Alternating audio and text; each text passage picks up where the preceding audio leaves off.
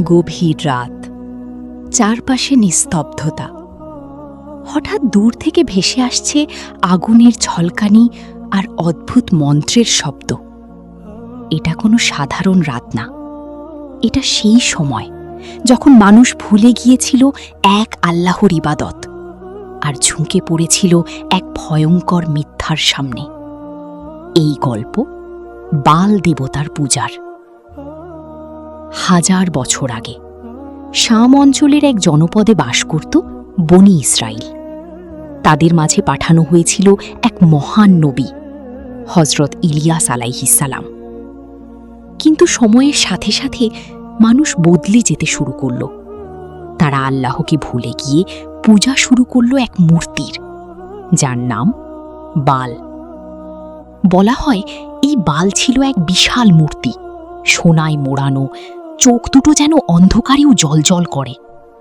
লোকেরা বিশ্বাস করত এই মূর্তিই বৃষ্টি দেয়, ফসল ফলায়, এমনকি জীবন মৃত্যুর নিয়ন্ত্রণও তার হাতে।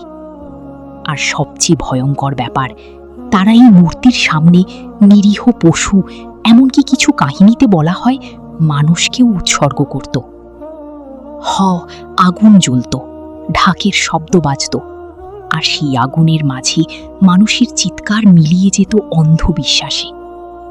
ঠিক তখনই আসেন হজরত ইলিয়াস আলাইহিসসালাম।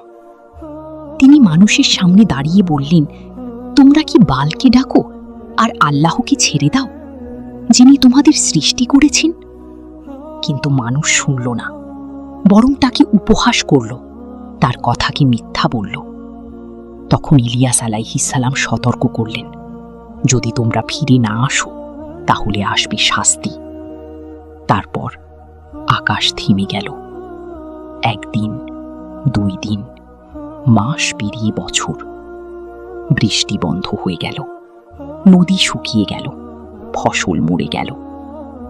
মানুষ তখন ছুটে গেল বালের কাছে, কিন্তু সেই মূর্তি নীরব, নিথর। কোনো উত্তর নেই, কোনো সাহায্য নেই।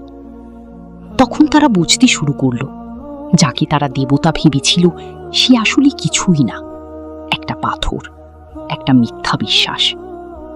এই ছিল বাল পূজার ভয়ঙ্কর পরিণতি। শেষে যারা ইলিয়াস আলাইহিসসালামের কথা মেনে নিল তারা রক্ষা পেল, আর যারা অন্ধকারে রয়ে গেল তাদের জন্য ইতিহাস রেখে গেল এক ভয়াবহ শিক্ষা। সত্য সব সময় স্পষ্ট, কিন্তু মানুষই কখনো কখনো অন্ধ হয়ে যায়।